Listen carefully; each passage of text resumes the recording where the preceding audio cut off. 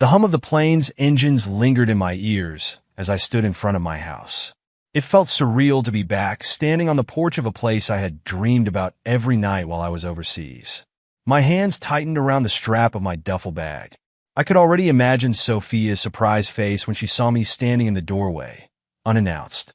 I pictured the moment so vividly. Her laugh, her arms wrapping around me, and Ethan rushing down the stairs to throw himself at me. It would be the welcome I had been craving during the long, lonely nights away. Sliding the key into the lock, I pushed the door open. "Sophia," I called, stepping inside. The air felt stale, heavy with disuse. A thin layer of dust lined the entryway table, and the faint smell of burnt pizza lingered in the air. "Ethan?" I called again, louder this time, kicking the door shut behind me. My boots thudded on the wooden floor as I walked further into the house. From the living room, a low grunt answered. I turned the corner and saw Ethan sprawled on the couch, legs draped over the armrest, a controller in his hands. His eyes were glued to the TV screen, where two characters were locked in some kind of shootout. I smiled, though his lack of reaction stung a bit. "Hey, buddy, didn't hear me come in?" He muttered something unintelligible, his fingers still tapping away on the controller. Dropping my duffel bag near the stairs, I stepped closer. "Come on, man. Is that any way to greet your old man? I've been gone 3 years." Ethan gave a dramatic sigh, pausing his game. He tilted his head back to glance at me, with a mix of annoyance and indifference. "Oh, you're back." That wasn't the reaction I expected. I laughed awkwardly, ruffling his hair. "Yeah, I'm back. Where's your mom? I thought she'd be here waiting for me." "She's not home." "Okay. Where is she?" "At church." "Church?" I asked, confused. "Since when does your mom go to church?" Sophia wasn't exactly the religious type. Ethan smirked, leaning back into the couch as if he'd been waiting for this moment. "Oh, you don't know?" "Know what?" "She's getting married," he said casually, eyes flicking back to the TV. My heart stopped mid-beat. "What did you just say?" "She's getting married," Ethan repeated, his tone laced with mockery. I stared at him, my brain struggling to process his words. "Married to who?" Ethan shrugged, his smirk widening. "Uncle James." "Uncle James?" My voice rose involuntarily. "As in my best friend, James?" "Yeah." Ethan's voice was maddeningly calm, like he was delivering news about the weather. "They're at the church right now. Pretty much everyone's there. Grandma, Grandpa, Aunt Lisa, all the people who thought you were either dead or too chicken to come back." My chest tightened, anger bubbling to the surface. "Too chicken?" "Yeah," he said, his tone oozing with nonchalance. "Mom's been telling everyone you abandoned us. Said you couldn't handle the pressure of being a dad, and took off. Honestly, she's kind of a hero for keeping it all together." The words hit me like a punch to the gut. My wife, had told people I abandoned her? That I abandoned my son? "You've got to be kidding me," I said, my voice low and trembling with anger. "Look, Dad," Ethan said, turning back to his game. "It's not that big a deal. James is actually pretty cool. He takes me places, buys me stuff. Way better than—" I stepped closer, cutting him off mid-sentence. "Finish that sentence, Ethan. I dare you." Ethan glanced at me, his smirk faltering for just a moment. Then it was back, stronger than before. "What?" "I'm just saying James actually shows up.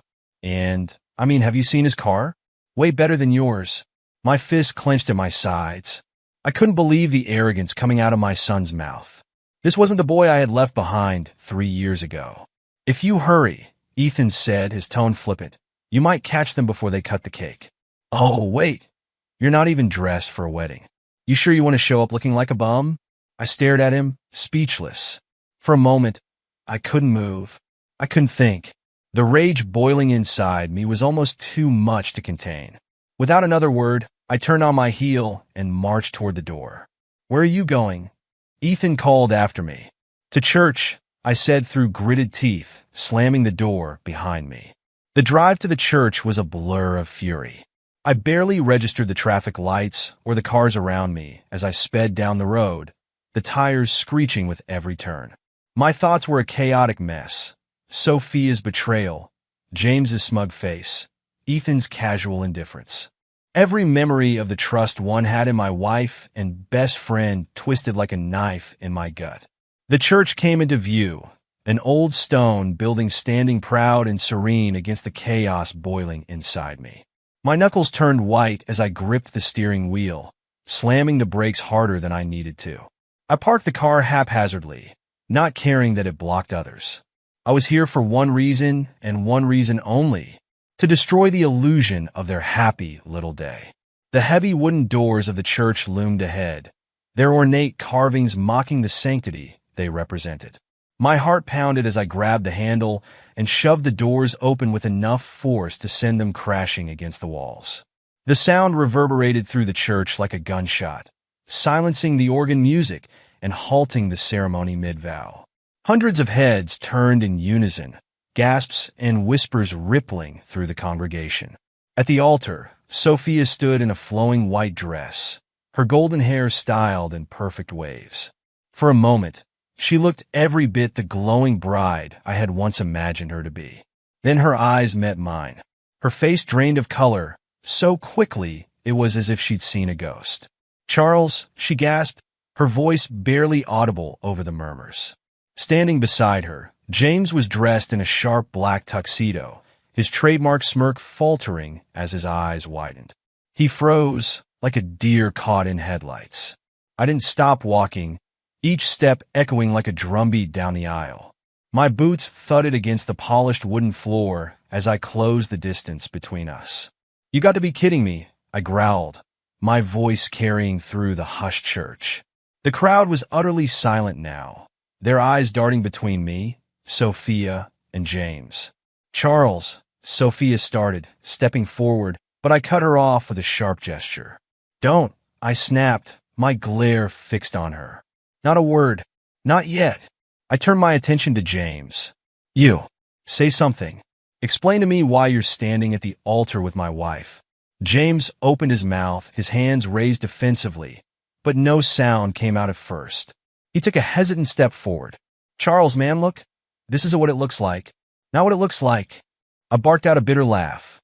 "You're standing there in a tux, about to marry my wife, and it's not what it looks like? Please, James, enlighten me. What the hell is it then?" James stammered, his confidence faltering under my glare. "We thought you were gone. I mean, you didn't. You thought I was gone?" I interrupted, my voice rising. "Gone? I was overseas, fighting for my family, fighting so people like you could sleep peacefully at night. And this is what you were doing while I was gone." James's face reddened, but he didn't respond. "Charles, please," Sophia cut in, her voice trembling as she stepped between us. "Let me explain." I turned my glare on her. "Explain? You want to explain this?" I gestured wildly at the altar, the flowers, the rows of well-dressed guests who all sat silently, pretending not to stare. "You've been lying to everyone, telling them I abandoned you, that I was too scared to come back. And now you're here, playing house with my best friend?" Sophia's lip quivered, tears streaming down her face. "You didn't write. You didn't call. I didn't know if you were alive. What was I supposed to do? You were supposed to wait." I roared, my voice echoing off the high ceilings. "You were supposed to trust me, to believe in me, like I believed in you." Sophia covered her face with her hands, sobbing. James finally found his voice, stepping forward again. "Look, man, this isn't all on her. She was struggling, okay? She needed someone, and you weren't here, and you just happened to be that someone, huh?" I spat, cutting him off. "My best friend, the one I trusted more than anyone. You didn't think twice about sliding into her bed, did you?" "Charles, it's not like that," James protested. "We didn't plan for this to happen. It just happened. Just happened?" I repeated, laughing bitterly. "You're standing here, about to marry her, and you want me to believe this was some kind of accident?" James's jaw tightened, his eyes darting to the crowd. "Man, let's take this outside. Let's not do this here." "Oh, we're doing this here," I said, taking a step closer to him. "We're doing this right here, in front of all these people, because they deserve to know what kind of man you are. A liar, a backstabber, and a coward." James's face darkened, and for a moment, I thought he might hit me. But he didn't get the chance. Before he could say another word, I swung. My fist connected with his jaw, the sound of the impact echoing through the silent church. James stumbled backward, crashing into the altar. The congregation erupted into gasps and shouts, a few people rising from their seats. "Charles, stop!" Sophia screamed, rushing to James's side. James groaned, clutching his face as he struggled to get back on his feet.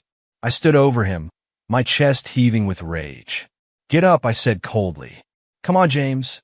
You were man enough to take my wife. Be man enough to face me now." "Charles, please," Sophia pleaded, tears streaming down her face as she knelt beside James. I turned to her, my expression hard. "Don't you dare please me, Sophia. Not after what you've done."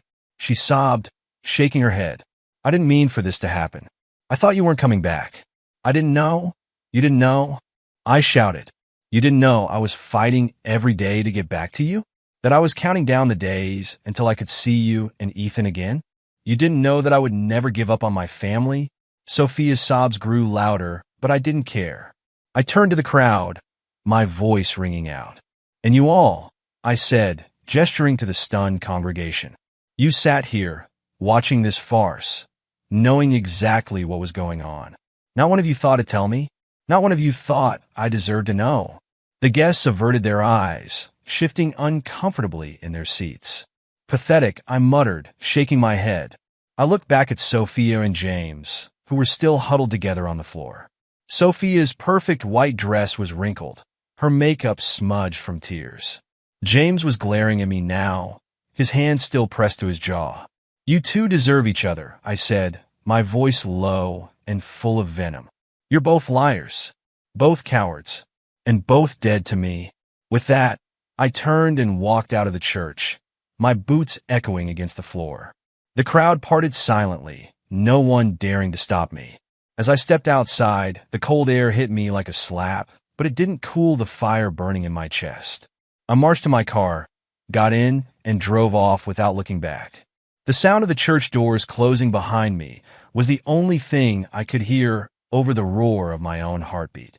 The morning started like any other in my new life. The soft crackle of the fire in the cabin's small wood stove kept the chill at bay, and the smell of coffee filled the air. I had found peace in this quiet mountain town, a place where no one asked questions and no one cared who I used to be. Here, I wasn't the betrayed husband or the soldier returning to a nightmare. I was just Charles, the handyman who worked odd jobs and kept to himself. My cabin was simple, but it was mine. A small living area, a kitchen with secondhand appliances, and a bedroom tucked in the back. Outside, the towering pine trees surrounded me like sentinels, guarding me from the world I'd left behind. I had routines now, ones that kept my mind busy and my heart steady. The mornings were for fixing things, whether it was mending a fence for a neighbor or tinkering with an old generator someone had left at my doorstep. Afternoons were spent hiking the trails, letting the mountain air cleanse my thoughts. Evenings were quiet, filled with the hum of a radio or the pages of a book. It wasn't a glamorous life, but it was mine. Still, no matter how far I tried to push the memories away, they crept in when I least expected them. I'd be chopping wood, and suddenly Sophia's face would flash in my mind, her tears, her excuses. Or I'd hear James's pathetic attempt at justifying what he'd done. Ethan's smug grin haunted me the most, though.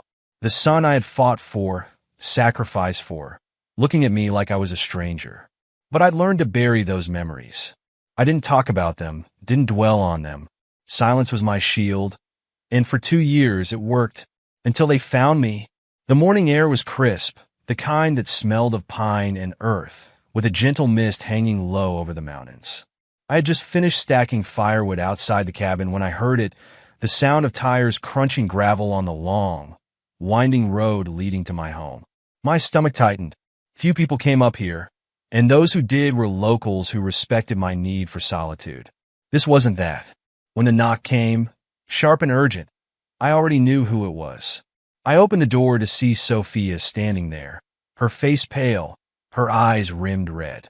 Her once perfectly styled hair was disheveled, and the confidence she'd always carried was gone.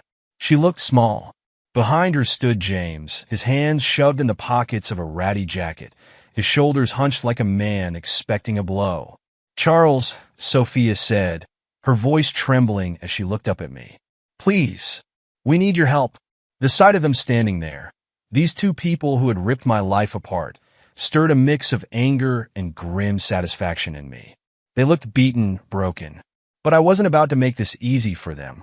I leaned against the door frame, crossing my arms. "Help." My tone was sharp, cutting. "You've got to be kidding me." "Charles, please," she repeated, stepping closer. Her hands trembled, and tears started welling in her eyes. "We're desperate." I glanced at James, who kept his gaze fixed on the ground, his jaw tightening, but saying nothing. "Desperate, huh?" I said, my voice cold. "Funny how that works. You weren't desperate when you were ripping my life apart. You weren't desperate when you were standing at the altar." Sophia winced as if I'd slapped her. She clasped her hands together like a penitent begging for mercy. "I know I hurt you, Charles. I know what I did was unforgivable, but you're damn right it's unforgivable," I snapped, cutting her off. "So, tell me, what makes you think I'd lift a finger to help you now?" She flinched but didn't back down. "It's Ethan," she said softly, her voice cracking. I stiffened at the mention of my son. My anger flared, but I kept my expression cold. "What about him?" He's out of control," Sophia admitted, her tears falling freely now. "He's been skipping school, getting into fights, hanging out with the wrong crowd. Last week he got arrested. Charles, I don't know what to do. He needs you. He needs his father." I let out a bitter laugh, shaking my head. "He needed his father 2 years ago. Remember? You're the one who told him I abandoned him. You let him think I was the bad guy while you in this." I jabbed a finger toward James, who winced but didn't look up, played house. "So forgive me if I'm not exactly jumping to save the day." Sophia broke down then, falling to her knees on my porch. Her sobs were loud and ugly, her hands clutching at the hem of my flannel shirt as if I was her last lifeline. "Please, Charles," she cried. "I'll do anything. I was wrong. I was selfish. I ruined everything." I stepped back, forcing her to let go of me. I looked down at her, my jaw tightening as I fought the storm of emotions inside me. For a brief moment, I thought about the woman I'd once loved, the woman I had built a life with. But that woman was gone. The person kneeling in front of me was a stranger. "You're right," I said coldly. "You did ruin everything, and now you get to live with it." James finally spoke, his voice low and strained. "Charles, man, I know I messed up. I know I don't deserve your forgiveness, but Ethan, he's just a kid. Don't punish him because we screwed up." I turned my glare on him, and he took a step back, his hands raised as if to ward me off. "You," I said, my voice dripping with venom, "don't get to lecture me about forgiveness or punishment. Do you have any idea what it was like to come home and find out my best friend was screwing my wife? Do you have any idea what it was like to see my son look at me like I was nothing? So don't you dare stand there and try to guilt me." James opened his mouth to respond, but I cut him off. "You're lucky I don't beat the crap out of you again." He shut his mouth and looked away, his face pale. Sophia, still on her knees, reached out to me again. "Charles, please," she begged. "I know you hate me. I hate myself for what I did to you. But Ethan is innocent in all of this.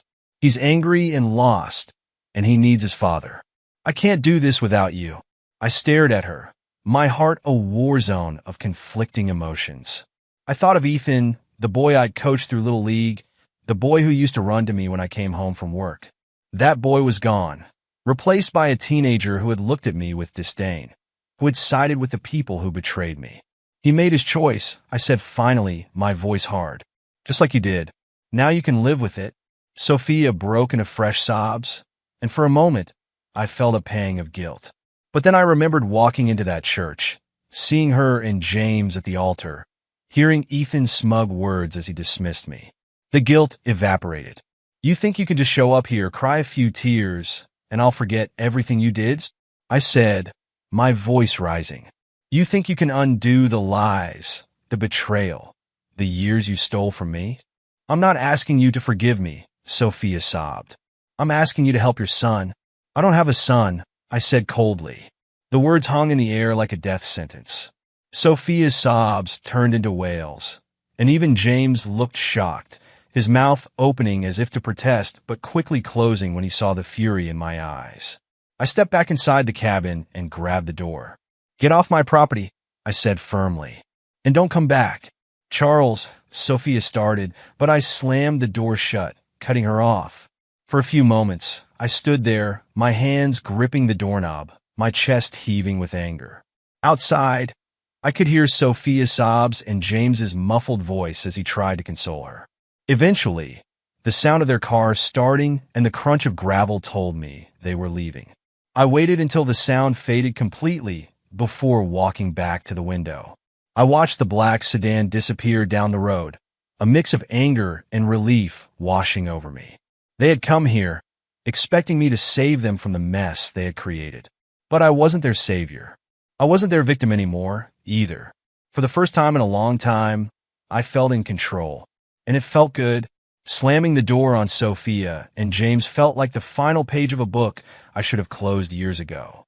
As I leaned against the wooden frame, staring into the silence of my cabin, I felt something I hadn't felt in years. Peace. No anger, no grief, just the quiet realization that the worst was finally over. Over the following weeks, I slipped back into the life I had built for myself in the mountains.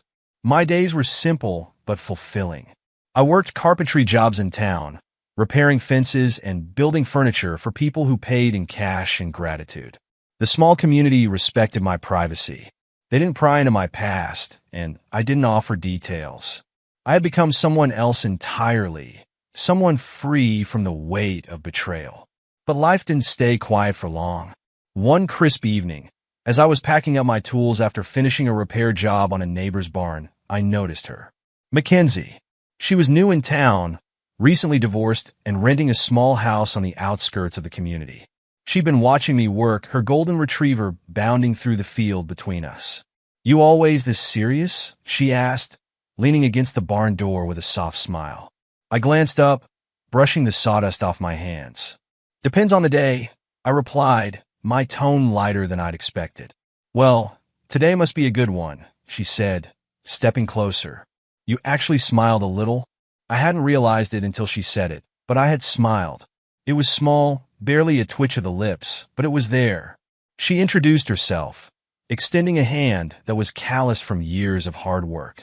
We talked for a while, mostly about her dog and the garden she was struggling to grow. It was the first genuine connection I'd felt in years. Over time, Mackenzie and I started spending more time together. She wasn't pushy, and she didn't ask too many questions about my past. She had her own baggage, and we respected each other's scars. There was an honesty to her that I hadn't realized I'd been craving. One evening, as we sat on her porch watching the sun dip below the mountains, she turned to me. "You know, you're a hard man to figure out, Charles." "Maybe there's not much to figure out," I said, sipping my coffee. She laughed softly. "I don't believe that for a second. But I think maybe you're not ready to share it yet. And that's okay." For the first time, I felt like I might be ready someday. Meanwhile, Sophia and James's lives unraveled further. Every now and then, I'd hear snippets from mutual acquaintances. Their dream life had turned into a nightmare. James lost his job shortly after they got married. Apparently, his boss had found out about the affair and decided to cut ties with someone he deemed untrustworthy. Without my military benefits or steady income to keep things afloat, they struggled to pay the mortgage. The house, the same house I had worked so hard to provide for my family, was eventually foreclosed on. Sophia took up a job as a cashier at a local supermarket, a far cry from the comfortable lifestyle she had once enjoyed. James bounced between odd jobs, but his pride and his temper got in the way of holding anything steady. Ethan, the son I had once loved fiercely, became a ghost of the boy I remembered. He dropped out of school, started running with a bad crowd, and eventually landed himself in juvenile detention for vandalism and petty theft. I'd be lying if I said I didn't feel a pang of sadness when I heard about Ethan. But I reminded myself that he had made his choice, just like Sophia and James had. They had poisoned him against me, and now they were all living with the fallout. As for me, life kept moving forward. Mackenzie and I grew closer, and one day, she brought up something that caught me off guard. "You ever think about starting over?" With someone new? She asked, her voice hesitant. We were sitting by the fire in her living room, the golden retriever curled up at our feet. I stared into the flames, her question hanging in the air. I don't know, I admitted. After everything that happened, I'm not sure I know how to trust someone like that again. She reached over, placing a hand on mine. You don't have to figure it all out right now, she said softly. But you deserve to be happy, Charles. And I think you know that. Her words stayed with me. Months later, I found myself standing in the small garden Mackenzie had built behind her house, helping her plant seedlings for the spring. She wiped a streak of dirt across her cheek without realizing it, and I chuckled. What's so funny? She asked, hands on her hips. You've got dirt everywhere, I said, pointing at her face. She laughed, grabbing a handful of soil and threatening to throw it at me. You're not exactly spotless yourself, soldier. The nickname caught me off guard. It had been years since anyone had called me that. You okay? She asked, her laughter fading as she noticed my expression. I nodded slowly. Yeah, I think I am. For the first time, I realized that I had truly let go of the past. Years passed, and Mackenzie and I built a life together. It wasn't perfect, but it was honest. We eventually married in a quiet ceremony by the lake, with only a handful of close friends and her golden retriever as our witness. I never reached out to Sophia or Ethan. By then, I had made peace with the fact that some wounds didn't heal and some relationships couldn't be mended. But I didn't need closure from them. I had found it within myself. Every now and then, I'd hear about Sophia and James. Their marriage didn't last long after losing the house.